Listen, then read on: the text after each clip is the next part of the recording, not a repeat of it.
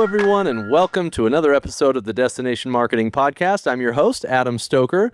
We have a great show for you today. So I want to give you some context. For the last couple of days, we've done our annual offsite to plan for the upcoming year with our executive team. And it was a really great meeting, and I thought it would be fun as we continue to try to build in public and maybe it'll be a little bit more transparent with where we're going with the organization, to bring on someone from our executive team who has been very, very involved, not only in where we've been, but also where we're going. His name's Ryan Jones, and he is the head of client impact here at Brand Revolt. Ryan, thanks for being here today, and sorry I messed up a last name like Jones that should be pretty easy to say. You know, you're not the first, you're not going to be the last. I'm saying that completely to make you feel better. I think that is the first time that's maybe ever happened, but What better way than to get it onto a podcast recording that's going to be distributed to a fairly big audience? Yeah, thank you. Like it's in the Christmas episode cut.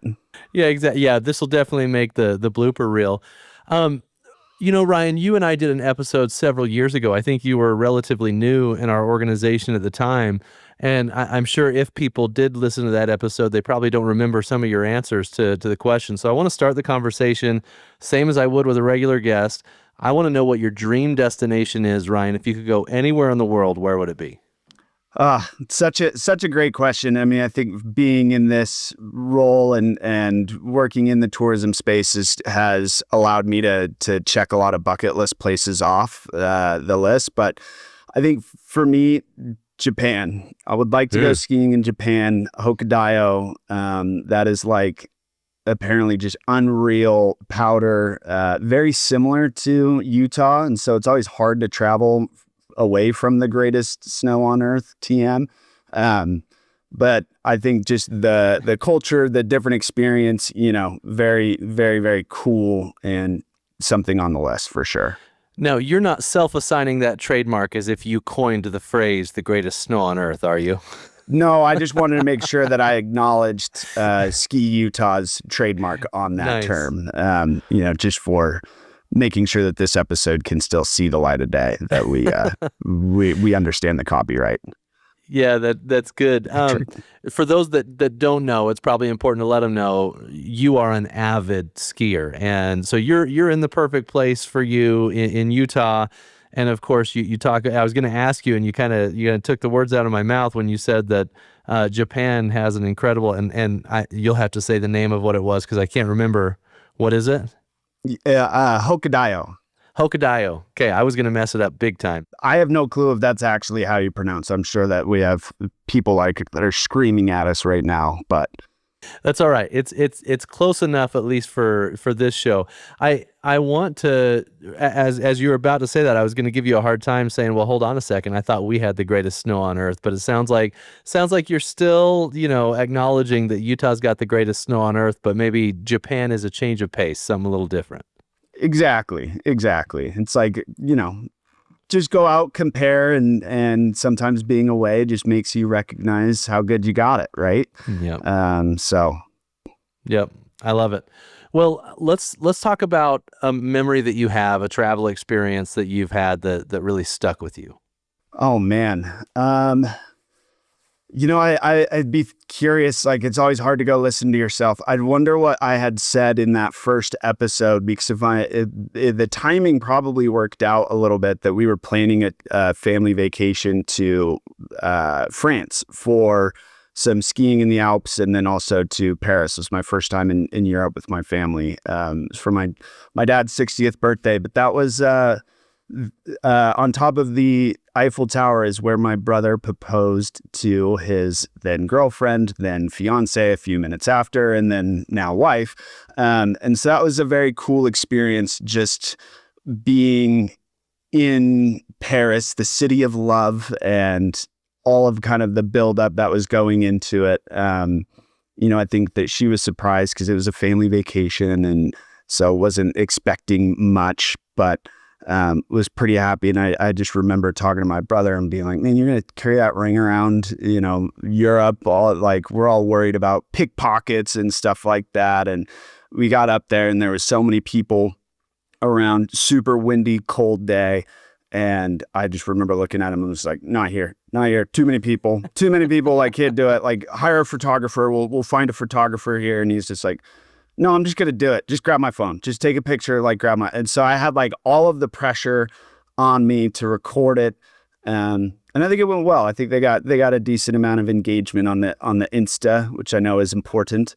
But no, it was really cool to like be surrounded by people who, not necessarily all English speakers or kind of know where we're from or anything like that, but to see a lot of that crowd recognize the moment, be excited, cheer.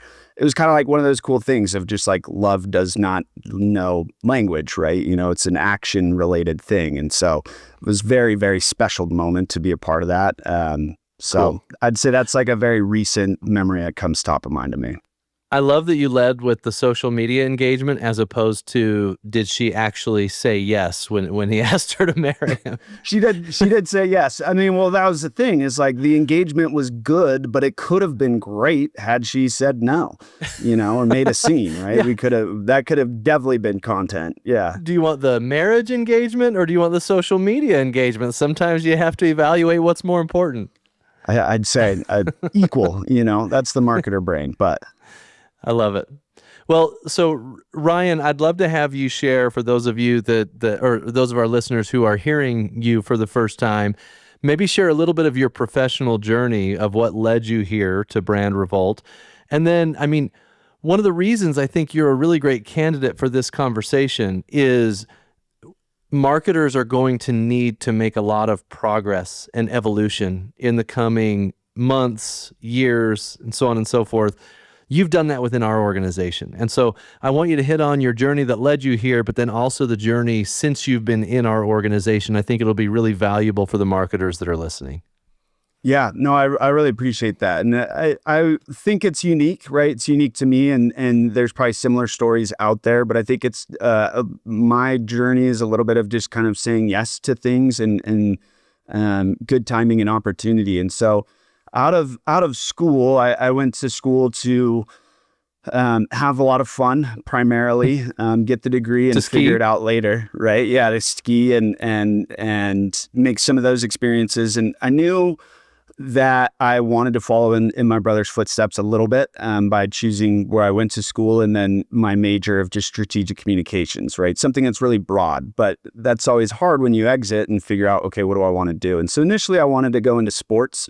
Whether that was like journalism or working in live events, something like that. And so that was my first opportunity out of college. COVID kind of struck that opportunity down. And so I was a little bit lost, of okay, what to do next. I had an opportunity to write for an insurance aggregation company and had a really great boss who wanted to start a website. And he's like, well, just take like 2 weeks of an SEO course, learn about Medicare parts A, B, C, D, and start writing for us. And it was really boring content, but the challenge of learning SEO, which was something I kind of knew high level, but that there's an entire industry for how to write for Google and the internet and make valuable content. And so that was, I think, the first time where the light bulb switched of like, okay, I'm kind of just doing some generic sales stuff to, okay, I'm starting to find a niche and something that I'm good at in writing and communicating.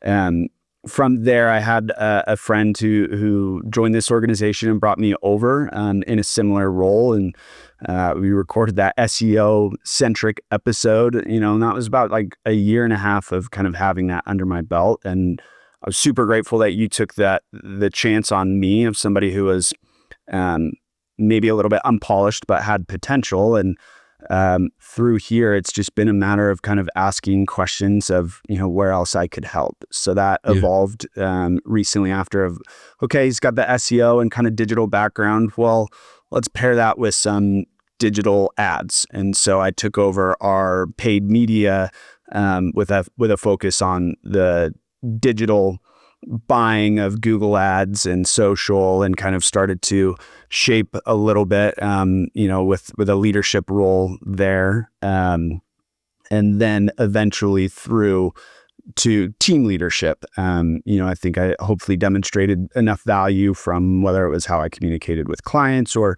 starting to kind of think through, okay, well, if I have this digital, paid media side of things, well, how can we marry this with the traditional media? And so I had that team report to me, and eventually has rolled into now where I'm overseeing a little bit more of the entire process of client fulfillment, making sure that our client relationships are strong, and most importantly, that our marketing services that we're providing for our clients are effective, in driving results. So a lot of that data and learning and kind of that continuous appetite of, okay, what else can I be doing to make an impact, has really, I think, helped me in my career land to where I am, in addition to, some great support and a lot of great timing. Yeah. And one of the things that I wanted to talk about and maybe spend a few minutes on is there's two approaches as an employee to progressing in an organization.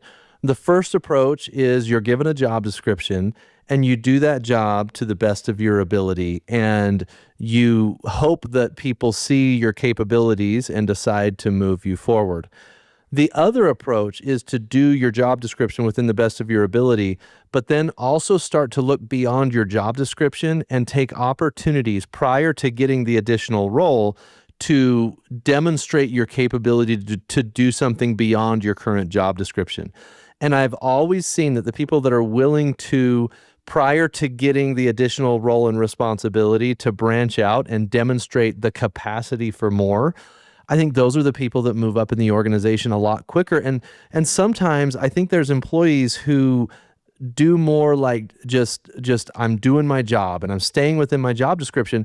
It's not that the organization doesn't want to help those people progress and move forward as well, but your boss can only give you what he or she believes that you have the ability or capacity to handle. And the only way to demonstrate that is by getting out of your current job description in some way, shape, or form. So I'm wondering if you could just talk through what it was like as coming in as a relatively junior employee and recognizing those opportunities to go outside of your job description, and ultimately how that ended up having you as a member of our executive team and shaping the vision of where we're going as an organization. Yeah. I think a lot of it is it starts with some of the curiosity, right? Of wanting to learn more. And, again, I've been lucky enough to find myself in kind of an industry in which, there's some really great available resources for learning, right? Like this podcast or talking through to clients. Even some of the vendors, I was able to go to the Zardacon educational conference, right? And that was like really great exposure to DMOs and different vendors. And so I think it's a lot of just like asking questions and being curious first. And then that's where you start to see the bigger picture, right? Of, okay, how do things work together? Where could this be improved? And starting to try to solve those. So I think you have to be a little bit of a self-starter, one, and ask the right questions. And then two is to advocate for yourself. I think what you're saying, in a roundabout way too, is that it's really hard, I think, sometimes for, leaders to have the visibility into the day-to-day, right? I mean, they don't necessarily need to or should. They need to be setting, bigger picture vision and culture and all of the things that make an organization work.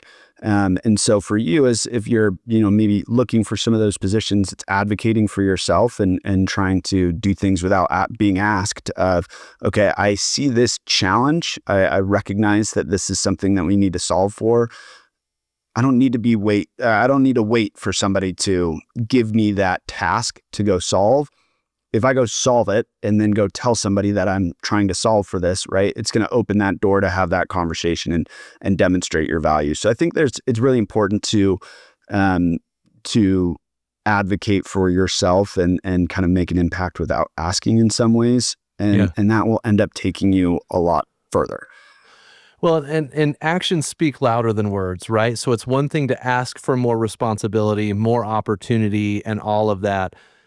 It's an entirely other thing to demonstrate what you're capable of through your actions and then ask for the opportunity, and I have a memory that's going to be, I think throughout the rest of my career, something you said in a meeting, is going to stand out to me as one of the most interesting examples of that. You were relatively new on our executive team. We obviously had seen your progress and the work that you had done. And people who have followed our organization know that we rebranded from Relic to Brand Revolt this year. And I just remember sitting in that meeting and we're talking about some of the strategic changes that we were making and going more and more into the owned media side of things and not just doing agency of record type engagements, trying to do the standard full holistic marketing plan, paid media centric execution. And I remember we're sitting there talking about how to make this shift. And you're like, well, do we believe it or not? Do we believe the owned media is the right direction to go or not? And we all kind of just looked at each other. And again, this was one of your early contributions to the executive team. And we're like, well, yeah, we believe it. We believe it's the right way to go. And you're like, then what's holding us back? Let's go all in. And I really feel like this is an example, and it's a small example, but it's an example of if you don't understand why you're in the role, you won't understand how to contribute. You were added to our executive team because we wanted your brain involved in the decisions that we were making in the direction of the organization. And you immediately came in and demonstrated, I would say courage is probably the word that I would use to describe your contribution in that specific executive team meeting. How about for other people that are in a role, maybe they're not on an executive team, but they have opinions and beliefs and things that they feel like could be done differently, but they're afraid to say it? It's a super great question, right? Because each situation's going to be unique, and being able to kind of read and recognize like when is your opportunity. I think there's probably times in which I've, prevented myself from speaking up on something that I feel passionately about. And oftentimes, if we leave those situations unchecked, like they're going to continue to get worse. So and I think there's that element of just you advocate for what you believe in. But also be receptive to feedback when you maybe hear a dissenting opinion of, okay, this is why we can't do it this way, or what other challenges, right? And then be ready to go solve those challenges. So it's like that kind of balance between, oh, I never take no for an answer, right? You don't want to necessarily always be that really pushy person or can't really see the other side. But, once you maybe get more information, continuing that path down, okay, based off of this info, what other solutions do we have, right? I mean, I think that there's that belief of this is still an issue. And even if the first time that I try to solve it isn't the correct way, there's potentially a different approach, right? And I think that's something that we're going through as an organization right now where, at the beginning of that process, we talked a lot about community building as like that core pillar and word. And right. And that's still a big part of what we're doing. But it's maybe not the only thing, right? And the first ideas of how do we get there are not the same solutions that we're continuing to try, right? The base of or the foundation of that strategy is still there. We're still trying to solve a lot of these complex issues, but making little tweaks and iterations on our approach as we learn more to continue to get better, right? So I think it's a lot of that kind of iteration and tenacity that can kind of help. So I think specifically for those that are listening, you would much rather go down swinging saying what you believe than keeping quiet to play it safe. Like that is something that that's one thing I've learned that I just will never go back on is the idea of holding my tongue because I'm afraid of how people might react or something like that. And I think you're a great example of the progress that can come from that courage to say what you believe.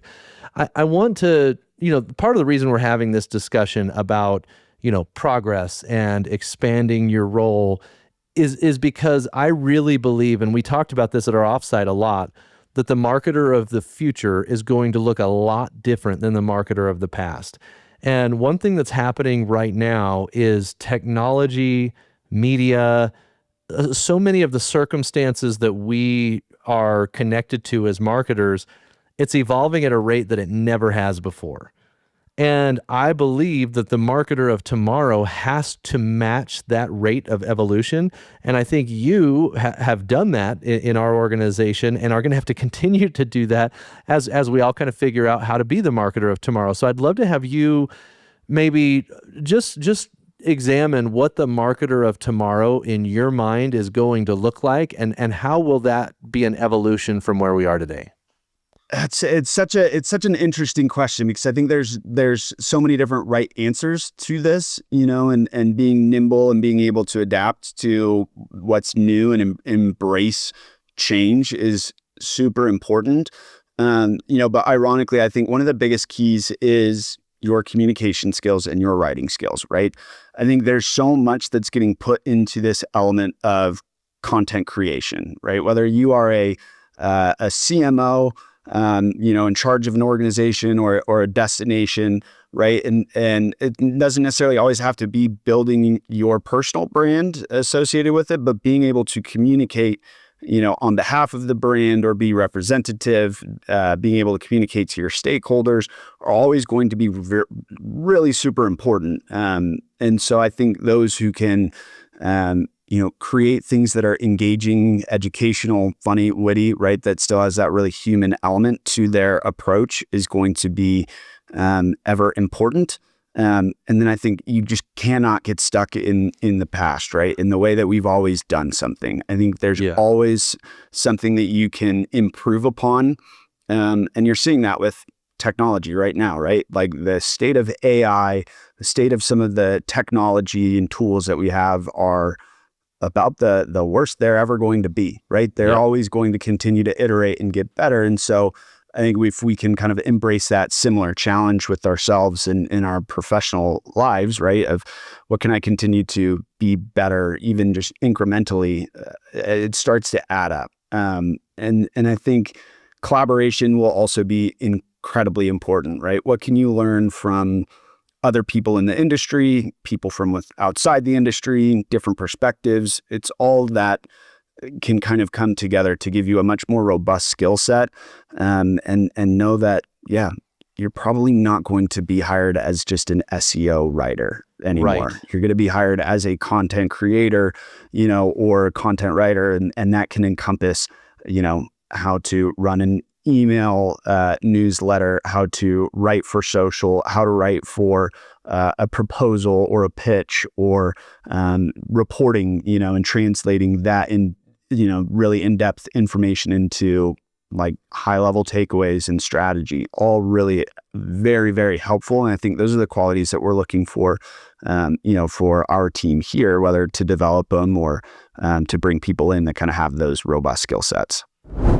If you followed me for a long time, you know that owned media is something that I'm incredibly passionate about. I believe that building communities through owned media is the future of the destination visitor relationship, and I really believe that that's where the industry is going. In this journey, I've discovered that there is a gap in my strategy, and that's the fact that if we don't have an adequate digital home for this community to be created, it's going to be a lot more difficult to connect that media to the correct audience. This is why a lot of the websites that are existing in the industry are no longer relevant and no longer working the way that they're supposed to. If your website is nothing more than a glorified directory or a series of listings about the different attractions, restaurants, dining establishments, hotels in your destination, you're only scratching the surface on what people are actually looking for from a destination website.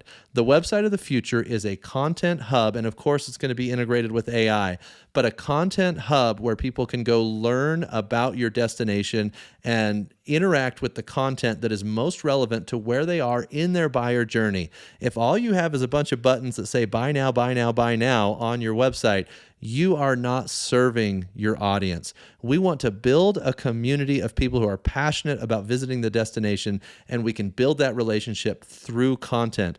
I have partnered with an organization called Destination Core, and together we have reimagined the destination website to be this content hub that I'm describing, where you can build a community.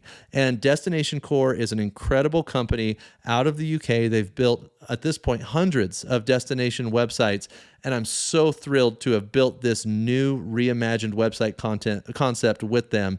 We are rolling it out right now with several pilot clients, and it's going amazingly. I can't wait to show you those pilot projects. If you're interested in being one of the first to experience this new reimagined website concept for destinations, reach out to me at adam@thebrandrevolt.com, and we can get that conversation started.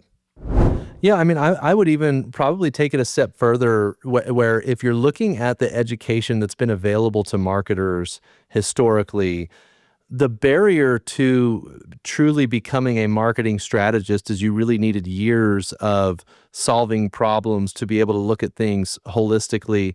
And, a lot of people would start out as, say, an email specialist. And you need to know within HubSpot or whatever email platform you're using, all the ins and outs of it and how to leverage that platform. And then you would slowly expand your role and say, okay, now I kind of understand that. I need to know analytics so that I can evaluate whether or not my email campaigns are working. And then you have to zoom out, and then you have to zoom out, right? And I think that's how a lot of people's education happened. That's a multi-year investment in education. And I don't believe, like you even said, I think people will be hired as content creators, right? And I'm sure you were just using that as an example. I believe it's going to zoom out even farther.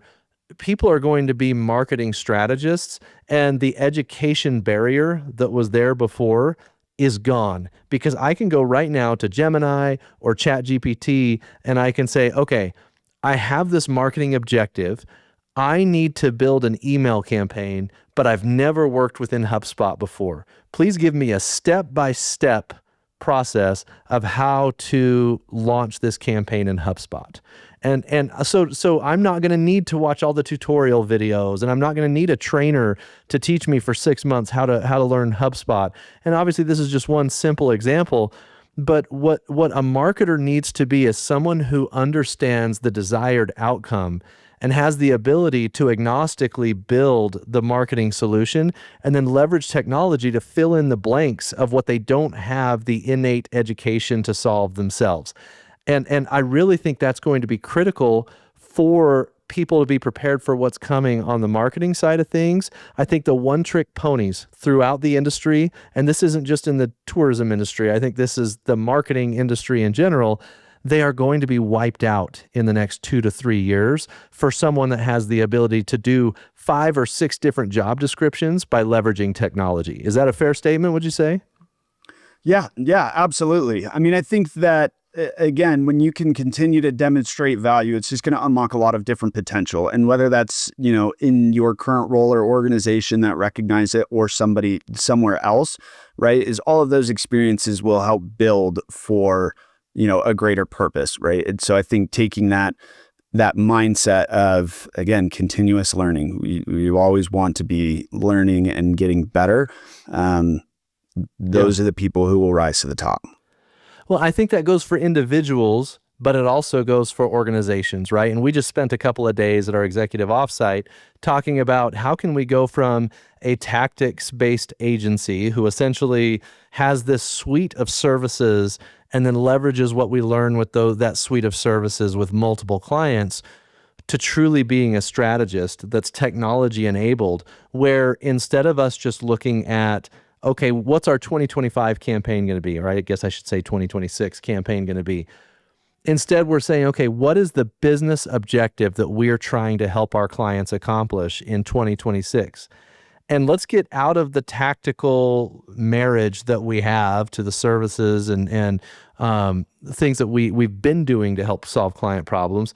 And instead, how can we leverage technology to reach the desired business outcome, regardless of the tactics that we've done in the past? And I wanted to maybe have you talk about what that shift is going to look like for us as an organization and what you have to do to train your team. Because again, everything you're having to train your team on, every destination marketing organization leader has the same training that needs to be done on their team. So what do you have to do to train your team to be prepared for that shift? Yeah, it's a really great question. I mean, I think that so much of like what we're talking about too just kind of comes down to like getting out of your comfort zone, and there's a lot of that, we do this because it's the way that we've always done this, right? And we fall into that trap as a marketing agency, but I think our clients can fall into that as well from their perspective. It's hard to do new things and embrace new challenges, but I think if a significant portion of your marketing budget is going to display ads, you, you got to question your effectiveness, right? And impressions and reach and all these metrics, they can be great, they can be effective, but I think you need to understand, like, okay, how are we using technology? How are people traveling? How are people using our product, right? And putting yourself in that shoes. I think for us as like an agency, we need to understand our clients, the people and their teams, what pressures and priorities that they have, what their bosses or stakeholders are expecting from them, right? What challenges are maybe unique to their destination. And I think what we're finding often is that, the solution is not just more paid social ads, right? Yes, a lot of people spend their time on social media, but we know that some of those advertising ways are just not as effective as they could be through a collaboration between content creators or, developing programming, to allow for DMOs to demonstrate more value to, okay, what else can we do for our businesses and stakeholders? I think so. The way that I see it, without trying to put us into a box or a label, right? I think that a lot of that looks like a little bit of this more almost of a consultancy kind of product, or engagement, where we now have had the perspective to say, okay, we are working with clients from across the country, from South Carolina to, the Mid-Atlantic to California and Southwest or Southeast Utah, right? All of those destinations, big or small, have some overlap. They all have their unique challenges, but they're also very similar. And so what is working in one place that could potentially be applied here? What challenges are similar? How effective were we when trying to solve this for somebody else, and trying to bring that perspective to the table? So it's almost that sum of experiences that agencies, I think, can bring to their clients, that is not translating all of the time, because we might have had something work for X client, and then we go to Y and we just say, let's run it back. Right. And it's just, it's an easy thing to do. It's when something's working, it feels counterintuitive sometimes to move away from that. But I think, like we're saying, it's just things are moving too fast to stay stagnant. And this upcoming year's challenges are going to be different than 2027's. But, within that, from quarter to quarter, month to month, right, we might be embraced with a lot of different asks. And so our team becoming more nimble, trying to think outside of the box, and really try to put ourselves in our client's shoes, and gain additional perspective, I think is going to be really super important for us setting up for success, given how quickly the marketing landscape is shifting. Yeah, it's interesting. I feel like we all kind of fell into a trance with vanity metrics, and especially when tourism was growing at 7 to 8% a year, no matter what. We had the ARPA funds that got inserted into the market. We had revenge travel. We had a lot of pent up demand, and I think we woke up in a place where the agency was saying, well, look at all these metrics that show we're doing a great job. And then the DMO was saying, well, that's right. And then they'd go present to their stakeholders and say, look how great of a job we're doing. And then the stakeholders would say, but we're not selling tours. We're not selling meals. We're not selling hotel rooms. So somebody's not doing a good job, And I think that's the problem with falling in love with tactics and saying, oh, well, they're working, let's go apply this to the other organization that we're working with, is it can put us in this trance where we're not starting at, hold on, why are we trying to accomplish this? And what specifically are we trying to accomplish? And then building a direct plan to get there. I had a call today with a CMO, and I'm not going to reveal his name, but he'll know who he is when I say this. And he's trying to build a program that involves getting a certain number of stakeholders on board. And and I'm trying to keep it vague for a reason. And in trying to get the stakeholders on board, they needed over the course of the first 90 days to hit a certain critical number. And they only hit about a third, or maybe even a little less than a third of the number they wanted to hit in the 90 days. And the agency came back to him and said, well, for the ad that we're running for these stakeholders, what if we changed the photo and then we can, see if that improves the metrics? If we're trying to get a small number of stakeholders on board, how about we pick up the phone? How about we go spend 3 days in the destination and go talk to all these stakeholders? But that's not a marketing activity. That's not something, see, if you're a marketing hammer, everything looks like a nail, right? And we need to stop saying, okay, well, we want stakeholders on board. Here is marketing tactics that we use for everything that we're going to leverage to get this done. What we actually need to do is figure out the objective and solve the problem based on all the tactics, opportunities, technology that's at our fingertips. And I think somehow that got lost along the way. And I think that's what we're going to be focused on in 2026 is how can we go back to basics and say, you know what? I'm going to send a team to the destination for 3 days and we're going to sign on 100 stakeholders to this program or whatever. Anyway, what do you think of that, Ryan? Yeah, no, I think it's so funny, right? Because again, it's just like we get really zeroed in on one type of approach and forget that there's like human connection. It could be an element here, right? Like picking up the phone or, what you're going to hear so much in like in an RFP process, which I know you've talked about a lot on the show and our issues with that. Because it's going to get you that canned response from an agency, right? What is their position? Oh, we do this better, right? This very specific service. Or, oh, no, we really understand you. We're really an extension of your team, right? But if you're not embodying that and like actually that extension, you're not living up to your brand promise as an agency or a partner.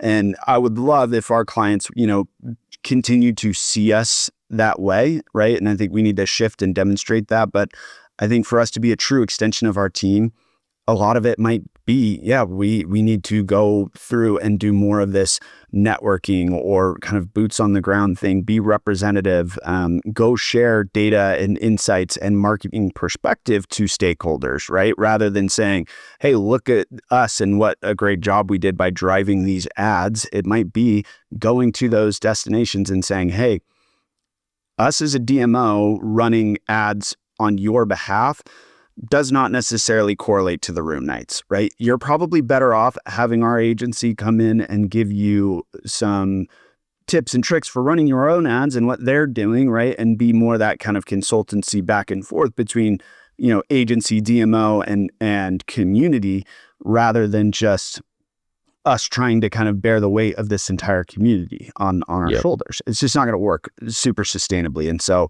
again, I think that is hopefully going to be our approach of, okay, what can we do to be a little bit more involved in a really unique way?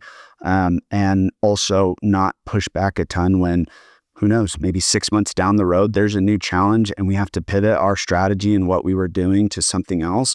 I would like for our team and our agency to be the ones that say, yeah, no problem. Like, what else can we help with? Because again, I think you take that kind of personal experience and build it out into this sense, it's still incredibly valuable to whoever you're working with to be willing to go above and beyond the job description or the RFP, right? Yeah. This goes for individuals and organizations. The set it and forget it annual planning business model is dead. And everybody and every organization has to be willing to pivot in order to truly solve problems and provide value throughout an entire year, 2-year, 3-year, 5-year engagement, right? One of the things that we discovered this year, we launched a program, I think a lot of people that listen to the show have heard it at this point. It's called CMO Jam. And that's where we invited, I think we had, when it was all said and done, either 11 or 12 of who I consider to be some of the brightest CMOs in the destination marketing industry around a table. And we got pretty deep into what are we trying to accomplish? What's the best way to collaborate to accomplish that? We talked about everything from AI to leadership to progression of career. We talked about budgeting. We talked about zero-based budgeting. We talked about basically everything that you need to know as a CMO in order to be successful in your role. It was a really incredible program, and we found that style of conversation is very conducive to getting to the root of the problem that people are having, and also to understanding what needs to change for the future.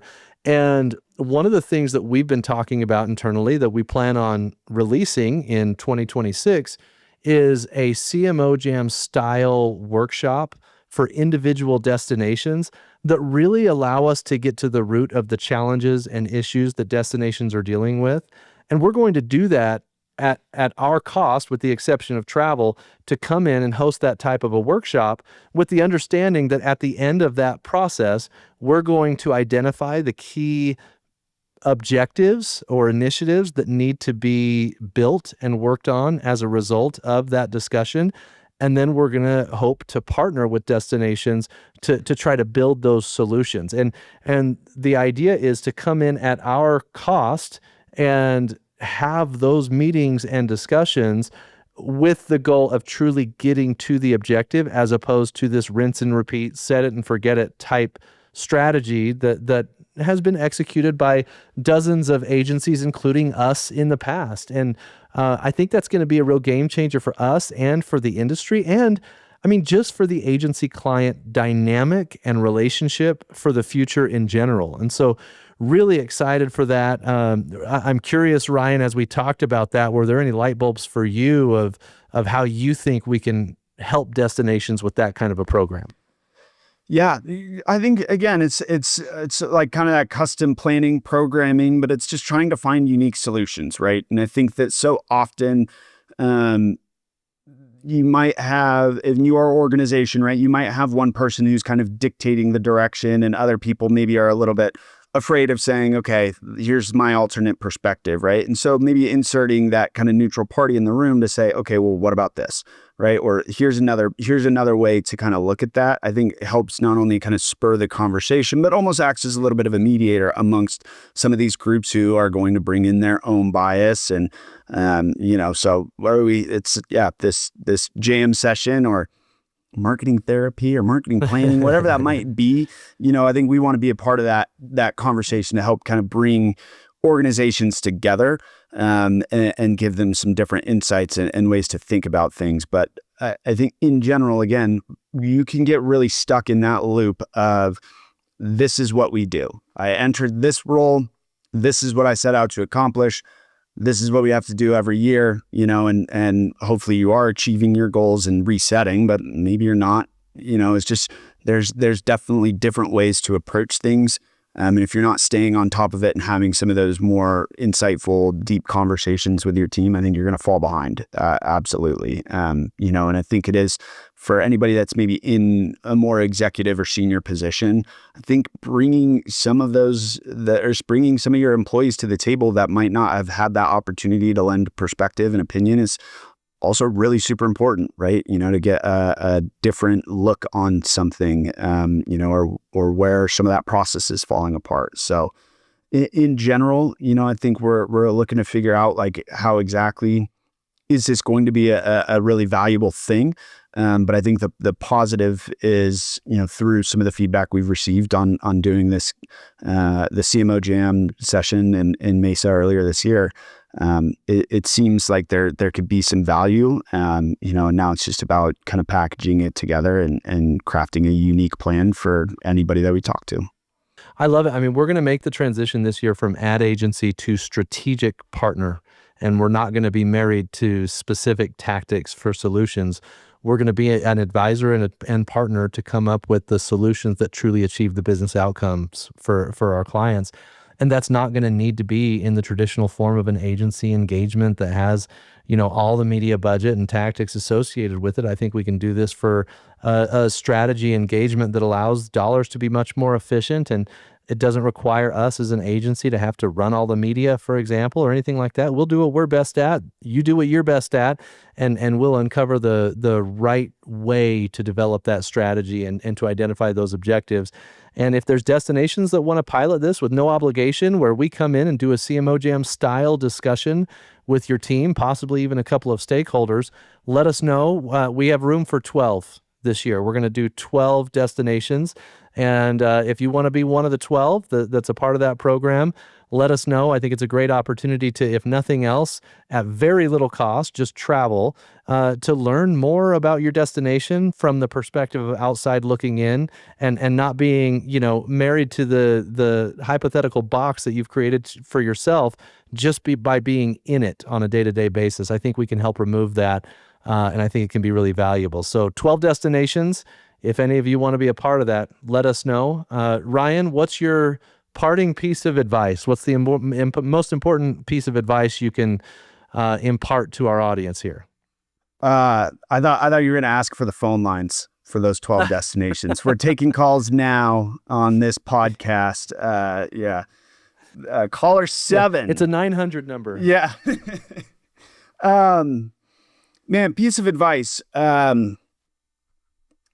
There's so many. I think I have probably at least one for destinations. I would say challenge your in-state spending. I think there's arbitrary numbers that are on in-state spending, and you have more local people like within your communities and within your drive distance that will go and explore and spend money and stay longer and advocate for you. So I am a big fan of that when we are allowed to do so. So if you are going to spend paid media, which there is a place for it, try to spend it on in-state. Go fight your stakeholders or politicians. I don't know exactly how all of it works sometimes, but that's one. Hold on. Are you saying there's money to be made for destinations from people who are within their state lines? Yes. Okay. A lot of it. And it includes me. We have really great access to some amazing national parks and beautiful places that I never went to because I didn't really know that they were there or existed until I was in my 30s. And they are like my favorite places to go to now. And so I will go back and I will advocate and I will tell all my friends, it's a very short drive to get there. So that is a big one for me. But again, I think life is too short to not be invested in what you're doing, right? And I think that there is more to life than work all of the time, right? But there's a significant portion of your time and happiness that will be at a good job with good people and being proud of what you do and contribute. How small it might seem on a scale is I think that if you can invest in being your best and putting your best foot forward, good things will happen. So that's, I think, my parting advice to the marketers is embrace some of the change and just try to attack each day with a tenacity unknown to mankind. That's my Jim Harbaugh botched that quote, but. Guys, over the years, I've had several of you reach out to me and ask if I do more one-on-one consulting instead of a full agency engagement. And at the time, it wasn't something that I really did. But I've noticed that there's been some challenges in the space. And what I've learned is that for agencies, sometimes an agency comes in and because the right work hasn't been done on the front end, no matter who the agency is, it actually gets set up to fail. And what it's led me to is a desire to help set up a few things differently than the way they've been done in the past. And it's led me to launch adamstoker.com. This is a site where you can go and see the 6 major opportunities I see in the space for marketing strategy and departments to be set up correctly and built for the future. I've seen several different things. For example, I know that one issue that we're having in our space is that stakeholder communication hasn't been standardized. I don't think it's been very perfected. I do think there's some destinations who are doing it really well. And based on what I've seen, I feel like that's a place where I can really help a destination put together a solid plan and succeed. I also feel like we have a lot of marketing departments full of yesterday's marketers, but those departments are not structured to house the marketer of tomorrow. And that's another major thing that I want to help destinations with. I have several other services on the site. If you're interested in working with me directly to helping build the marketing plan, the marketing team, the marketing strategy for the future, let me know, adam@thebrandrevolt.com, or of course, check out adamstoker.com. Can't wait for you guys to see what I've put together there, to look at those products, and let me know what you think. I'm always kind of building on the fly and using your feedback to decide where to go next. So let me know your thoughts at adamstoker.com. I love it. Coming from the guy with the best tempoed golf swing in all of tourism, I think that's a pretty awesome closing piece of advice. If people want to learn more about you, Ryan, or connect with you directly, what's the best way for them to do so? Listen to this episode, smash that like and subscribe on the DMP, please. LinkedIn, Ryan Peter Jones. That is my full government name. It's out there. I don't think that's too bad. I don't know if you can dox me from that. Or Ryan@thebrandrevolt.com. I mean, we're here trying to make an impact every day. And yeah, I would love it if people would love to connect. And again, I think this experience and this opportunity being here at this organization, but being in the tourism space has been so kind to me. I think everybody's always so friendly and welcoming. It just kind of, this industry attracts that type of person who's really willing to share their experiences with others. And I think that's what it's all about. And so I've been really appreciative of that, and would love to see some people, in some of these events, or possibly being one of our 12 for next year. Awesome. Ryan, thank you for taking the time. Really appreciate it. Yep. Thanks for having me. And thanks everybody for listening. If you enjoyed today's episode, please don't forget to leave us a rating or a review. It helps us continue to bring you amazing guests like Ryan. Thanks everybody, and have a great week.